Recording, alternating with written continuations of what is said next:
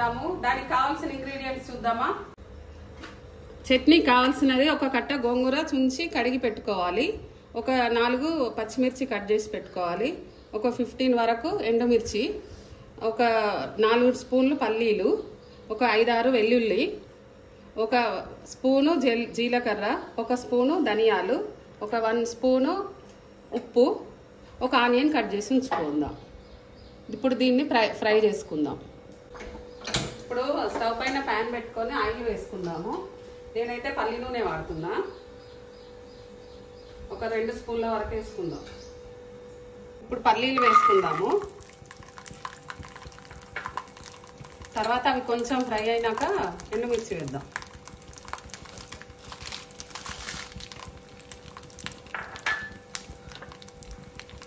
ఈ పచ్చిమిర్చి కూడా వేసుకుందాం.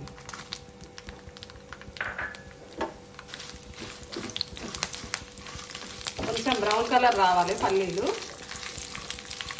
ఎండుమిర్చి కలర్ రావాలి. ధనియాలు వేద్దాం,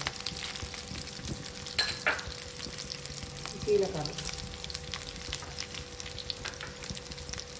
వెల్లుల్లి పొట్టు తీయకుండానే వేయాలి. ఇప్పుడు కొంచెం ఫ్రై అయినాయి పల్లీలు, ఇంకా కొంచెం ఫ్రై అయినాక దించుదాము.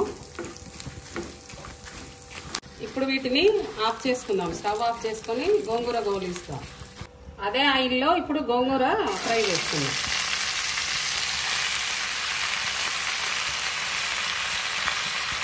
బాయిల్ అవ్వడానికి కొంచెం వాటర్ వేసుకుందాము. వాటర్ వేసుకుంటే దగ్గరకు వస్తుంది.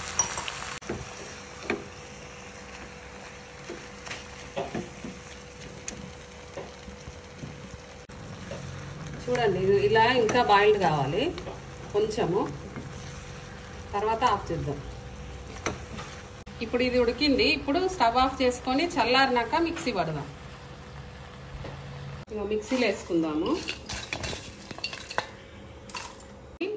పొడి చేసుకుందాము. దీంట్లో అవసరం ఉన్నంత సాల్ట్ వేద్దాం. ఇలా పొడిలాగా చేసుకోవాలి. చేసుకొని ఇప్పుడు దీంట్లో ఇది వేసుకుందాం, ఈ గోంగూర తింది. కాకపోతే గోంగూర అయినా మిర్చి అయినా చల్లారినాకనే మిక్సీ పట్టుకోవాలి. ఇగో మిక్సీ పట్టిన ఇట్లా రెడీ అయింది. దీన్ని సర్వింగ్ బౌల్లోకి తీసుకుందాము.